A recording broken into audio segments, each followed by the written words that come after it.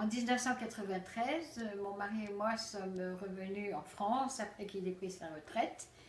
Et quelques temps après notre retour, nous étions à l'église et nous étions en train de discuter pour savoir comment attirer les gens à venir à l'église. Dans la conversation, mon mari dit il faut aider les gens à être sauvés. Et le pasteur nous dit « Sauvés de quoi ?» Et mon mari lui dit sauvé de l'enfer. Et le pasteur répond en disant mais il n'y a pas le mot enfer dans les versions françaises de la Bible. Mon mari, nous discutions et puis nous disions mais on a toujours entendu aux États-Unis en lisant notre Bible King James que si nous ne voulions pas aller en enfer, il fallait être sauvés. C'est la raison pour laquelle le Seigneur Jésus-Christ est venu sur la terre. Il est le sauveur du monde.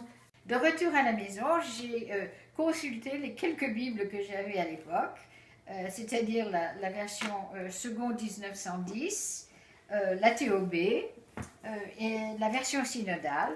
Et de là, j'ai en effet constaté qu'il avait raison, que le mot enfer n'existait pas. Il y avait Sheol, il y avait sépulcre, il y avait tombe, il y avait géhenne, il y avait toute série de différents mots qui avaient été remplacés pour le mot enfer. Et c'était invraisemblable que cela puisse être vrai, car nous entendons tout le temps à la télévision ou à la radio, quand il y a des catastrophes, les gens disent « Oh, c'était un enfer » donc le mot enfer existait bien et qu'il avait dû disparaître et des versions protestantes de la Bible. J'ai essayé de faire des recherches car je me souvenais d'avoir lu dans des livres anglais que les versions modernes avaient été édulcorées et que des mots avaient été omis comme enfer, le sang de Jésus-Christ, enfin, et beaucoup d'autres choses. Et donc j'ai commencé à consulter la New Age Bible Version, le Defending the King James, en la défense de la King James par Dr. Waite, The New Athenians et de Dr. Jack Mormon et d'autres Bibles qui traitent de ce sujet de changements énormes qui ont été opérés dans les versions modernes.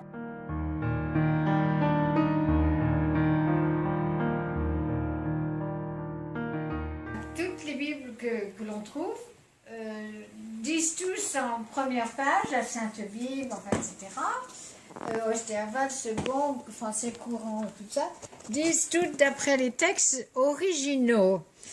Personne n'a les textes originaux, ils ont disparu depuis des siècles.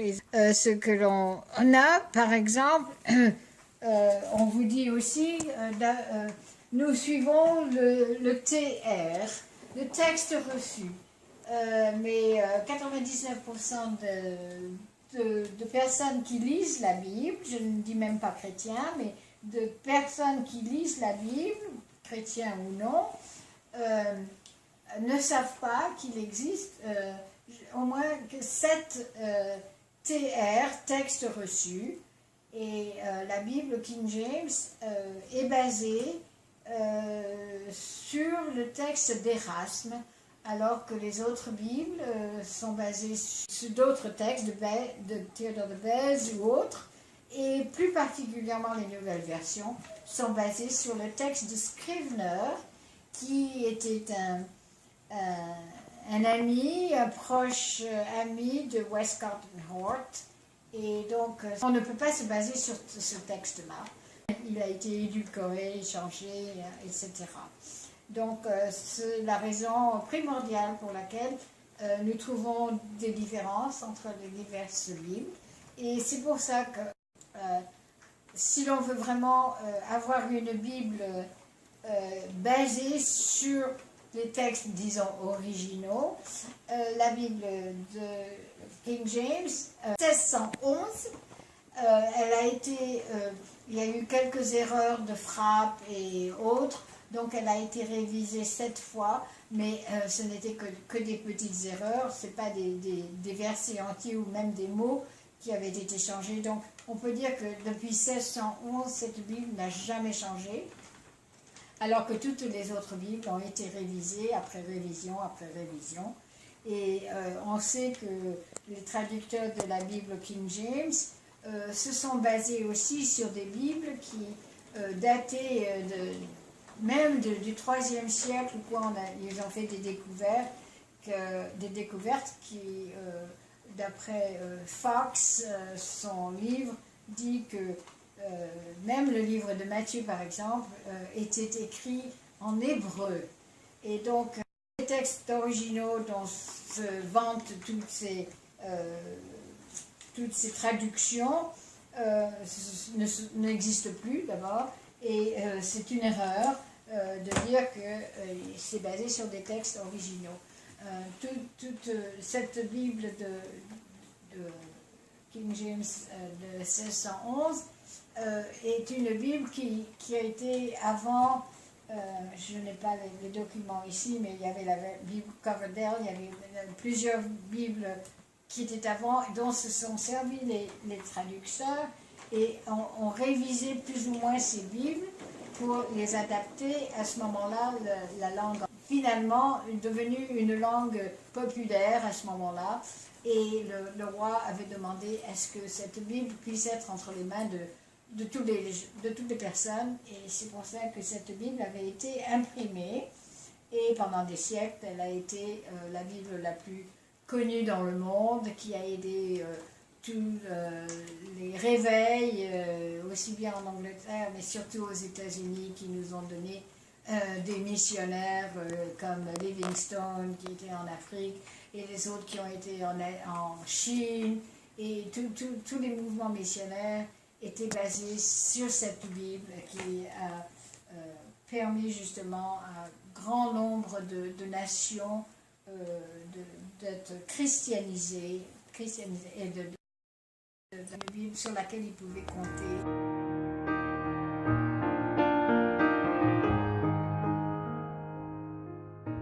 Nous voyons que j'ai été en possession de la première Bible Osterval avant qu'elle soit vraiment imprimée. Elle m'a été donnée lors d'une conférence où j'ai été dans une église baptiste en Floride par des missionnaires qui pensaient venir en France.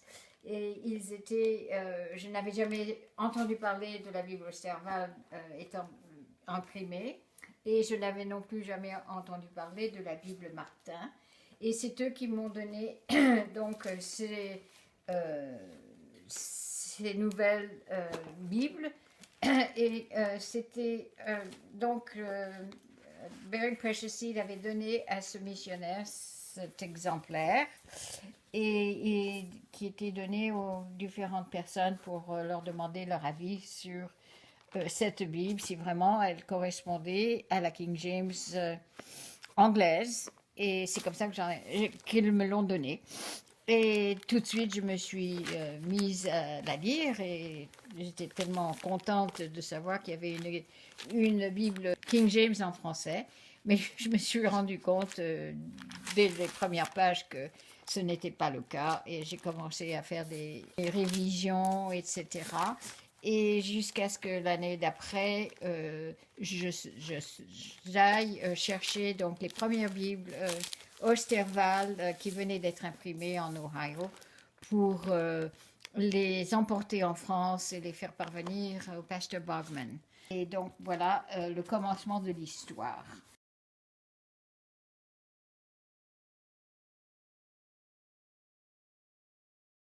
C'est l'histoire du commencement de révision de la Bible Osterval qui était vantée comme étant l'équivalent de la Bible King James en français.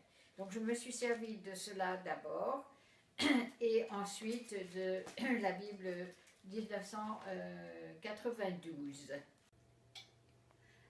En 1996, je me suis procuré la Bible Osterval que voici. Et j'ai commencé à faire la collation entre cette Bible Osterwald et les différentes Bibles que je me suis procurées au fur et à mesure, le français courant, la Bible Semeur et autres Bibles, la Bible de Genève révisée et tout. Et je me suis basée sur la Bible Osterwald, puisqu'elle était vantée comme étant la Bible King James traduite en français. Et je me suis tout de suite rendu compte que c'était loin d'être la vérité, parce que tous les versets sont pleins d'erreurs par rapport à la King James. Et la doctrine que l'on trouve dans ces Bibles en français ne sont pas du tout les mêmes, la même que la doctrine que l'on trouve dans la Bible King James. Nous constatons par exemple que la seconde venue du Seigneur qui est mentionnée dans les psaumes, le temps du verbe dans la King James est au futur, et alors que dans les Bibles françaises, c'est au temps présent. La doctrine donc fondamentale est tout à fait différente par rapport à la doctrine de la King James. J'avais remarqué beaucoup d'erreurs, parmi lesquelles la première, la plus importante, si l'on peut dire, était dans Jean 3,16, que Dieu a tant aimé le monde qu'il a donné, non pas son Fils unique, mais son seul Fils engendré.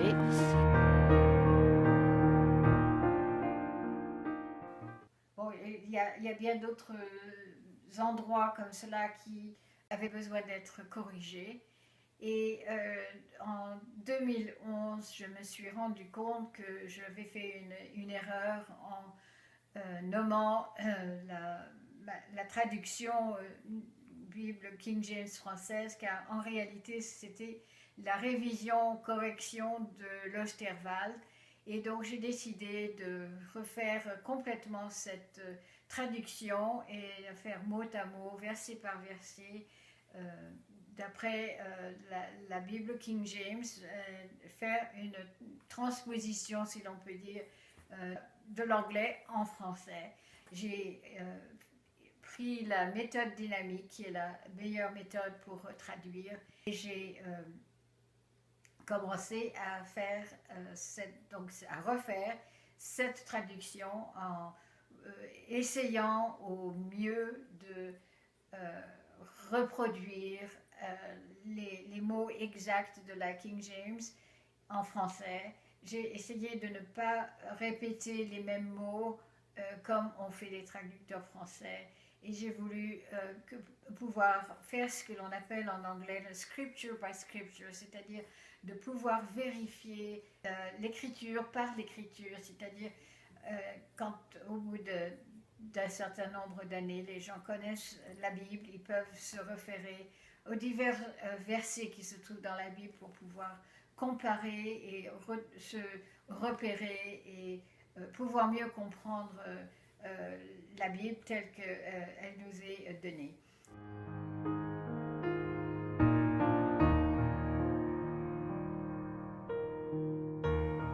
Maintenant, je vais vous donner un petit aperçu de la façon dont je procède pour faire cette traduction. Et bien voilà alors les traductions françaises que j'ai ici. Semeur, Darby, Scofield, Martin, enfin toute la collection est là, et ainsi que la TOB, des livres en français, tout cela, dictionnaire Robert Larousse, etc. Et ici une partie de livres dont je me sers parfois. J'aime beaucoup me servir donc de mes Larousse en 10 volumes qui sont extrêmement précieux, car je trouve des mots et des photos, des images dont je me suis servi pour les articles que j'ai écrits, des commentaires de plusieurs personnes et ce n'est qu'un tiers, même pas un cinquième de ce que nous avons.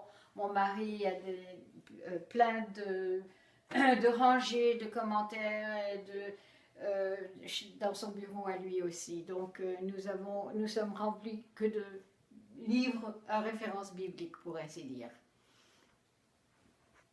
Voici ici donc où je travaille, l'imprimante bien sûr, je ne m'en sers pas tellement, mais enfin quand c'est nécessaire, ma tasse de thé, et voilà, donc je me sers du Webster 1828, ça c'est un outil vraiment remarquable qui m'aide beaucoup parce que, comme je dis, je me méfie parfois de mon instinct et je veux être sûre de bien utiliser les mots qui correspondent à la King James. Ici, c'est un tableau comparatif que j'ai fait. Alors dans Jean 1, 14, 1, 18 et 18, 3, 16, etc., dans la version anglaise de la King James, nous voyons the only begotten son, et le seul engendré, le seul fils engendré, au lieu de fils unique ou de l'unique, ou du fils unique, rendu dans les versions françaises. Et voilà, donc c'était la première chose que j'ai changée dans la Bible Osterwald quand je l'ai révisée. Dans Lévitique 17:11, la version King James nous dit « Car la vie, for the life, la vie de la chair est dans le sang ». C'est extrêmement important. Et ça, c'est la Bible de Olivetan qui nous dit « Car l'âme, c'est pas la vie, c'est l'âme de la chair et au sang ». Osterwald dit « Car l'âme de la chair est dans le sang ». Et second, 1910, « Car l'âme de la chair est dans le sang ». Et ça, c'est très très important de faire la direction, car l'âme n'est pas la vie, et la vie n'est pas l'âme. Et donc, ça, c'était une des choses qui m'a frappée et que j'ai souligné. Isaïe 14:12, nous voyons que la traduction d'après la King James, c'est « Ô Lucifer, fils du matin ». Et nous voyons que dans la version Osterwald, c'est astre brillant, et Lucifer, entre parenthèses, fils de l'aurore. Ce n'est pas du tout la même chose. Et pareil pour la Bible de second 1910, astre brillant, fils de l'aurore. Donc, ce n'est pas la même chose que Lucifer. Et c'est encore une erreur très grave de la part des traducteurs des Bibles françaises. Ça, c'est très, très important. En Psaume 103, verset 12, la King James nous dit « As far », ça veut dire aussi loin que l'Est est de l'Ouest, autant il a renié loin de nous nos transgressions. Si on va de l'Est à l'Ouest, c'est comme un cercle, on n'atteint jamais la fin. Et dans les versions françaises, ils disent « Il a éloigné de nous nos iniquités, autant que l'Orient est éloigné de l'Occident ». Ce n'est pas du tout la même chose. Car en général, quand on parle de l'Occident, on sait que c'est l'Ouest, si on peut dire les parties de l'Ouest ou l'Est, mais ce n'est pas du tout la même chose. J'ai bien indiqué que l'Occident et l'Orient n'étaient pas la même chose, donc on ne peut pas faire cette distinction que c'est un cercle de ouest en est. Quand on va d'un bout à l'autre, il n'y a pas de fin. Donc Dieu a éloigné tout cela aussi loin que possible. pour Exode 36, 19, c'est un bon exemple. The covering, et ce qui m'intéresse le plus, c'est le badgers. Covering of badgers. Alors, teinte en rouge, puis par-dessus des couvertures de peau de tache, je ne sais pas ce que c'est. Par-dessus de blaireau. Ça doit être ma traduction, ça. Oui, c'est pour ça que je reconnais. Autrement, c'est alors et des couvertures de peau de tesson. Je ne sais pas ce que c'est, par-dessus. Elle a une faute là. Ah non, de tesson.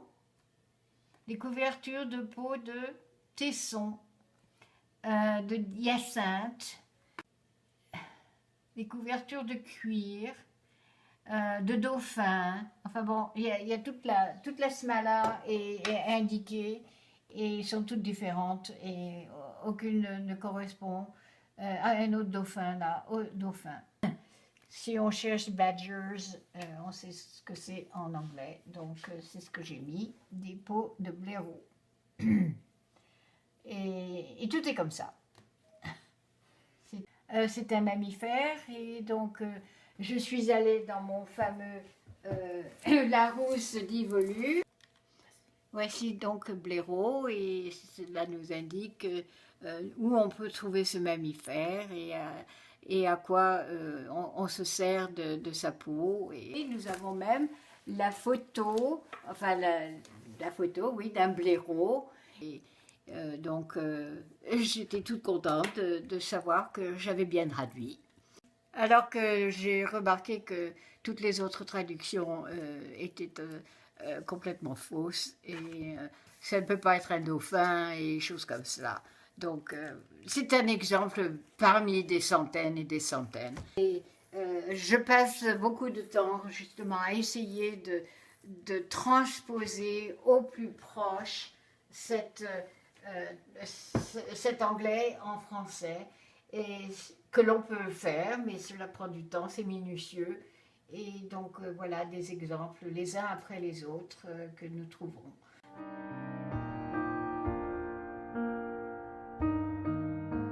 Pour avoir une idée de ce que nous aurons quand le Nouveau Testament sera imprimé, nous avons commencé par imprimer l'Évangile de Jean, et qui a été imprimé en version bilingue, King James anglaise et King James française.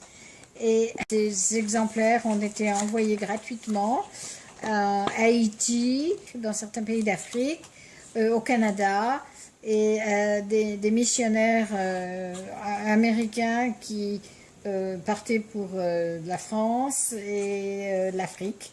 Et la première chose qu'ils ont regardée, c'était Jean 3,16, et quand ils ont vu que c'était le seul fils engendré, ils ont dit ah bon, ben, c'est la bonne Bible. Et donc ils étaient satisfaits et contents de voir cela. Et ils prient avec nous pour que nous puissions maintenant imprimer le Nouveau Testament entier et pouvoir comme ça faire profiter les francophones avec une Bible beaucoup plus facile à lire et à comprendre surtout, et à pouvoir mémoriser, car la Bible, si on regarde de plus près, les lettres de Paul dans les versions françaises sont très difficiles à comprendre.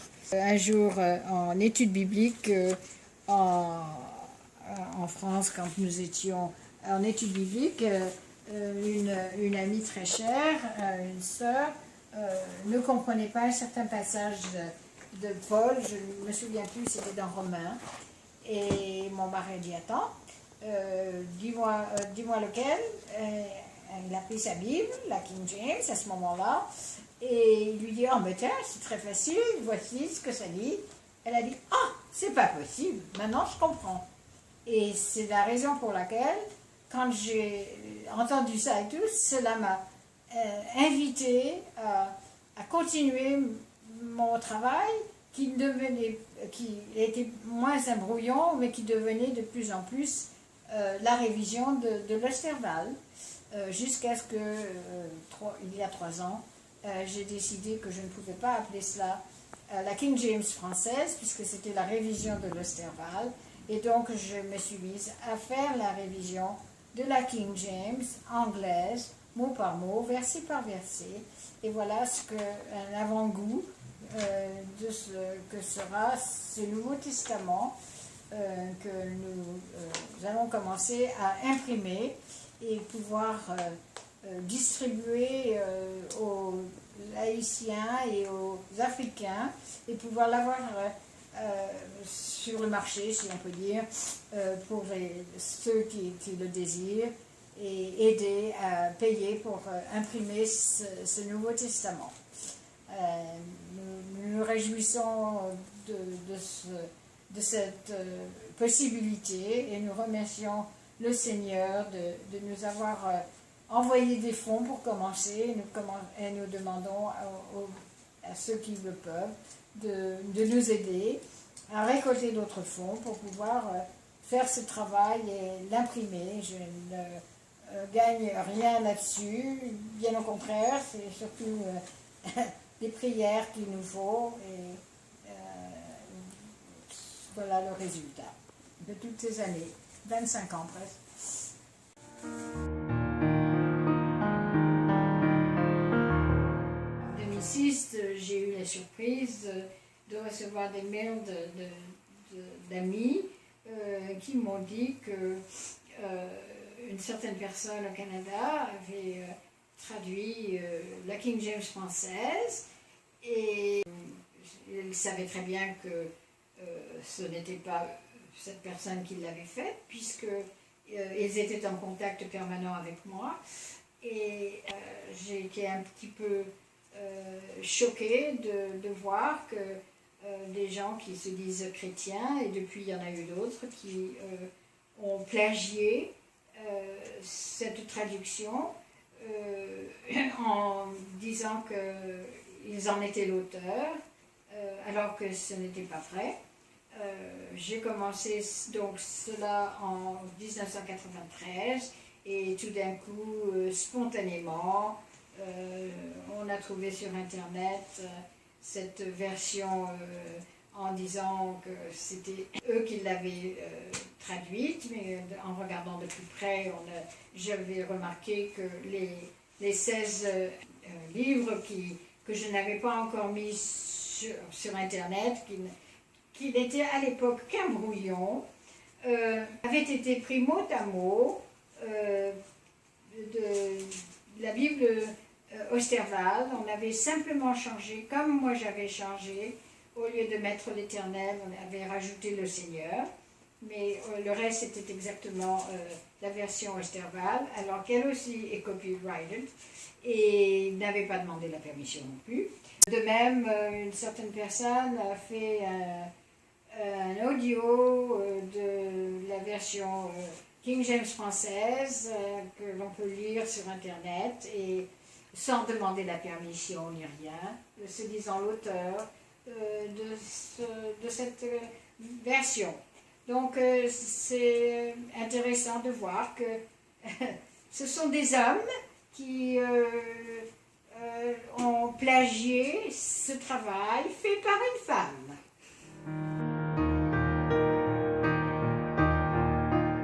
Le Seigneur ne nous a pas laissés dans l'obscurité. Il nous a donné d'abord son Esprit Saint.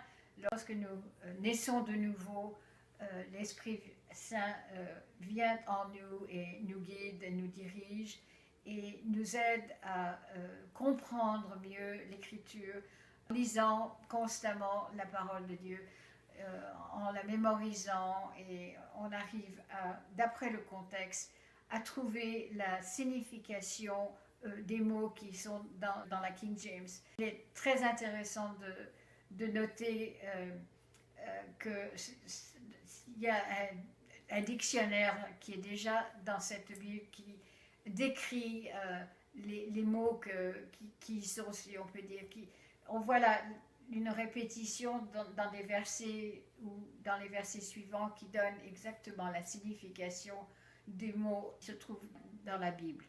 Et le plus on lit cette Bible, le plus on est imprégné par cette Bible, le mieux le Seigneur nous ouvre les yeux, par son Esprit Saint nous guide et dirige nos pas. J'ai essayé donc de faire cette traduction pour aider les francophones à avoir une Bible qui est plus facile à mémoriser, plus facile à comprendre et à la mettre en pratique journellement. Voilà, c'est l'idée qui était derrière. Le Seigneur m'a guidé et m'a ouvert les yeux et m'a dirigé. Sans son aide précieuse, jamais ce travail n'aurait pu être fait. Et il m'a donné cette envie de transmettre la parole pure, sans erreur de la Bible King James, d'essayer de la transposer en français et de donner cette possibilité aux francophones de connaître mieux la parole du Seigneur.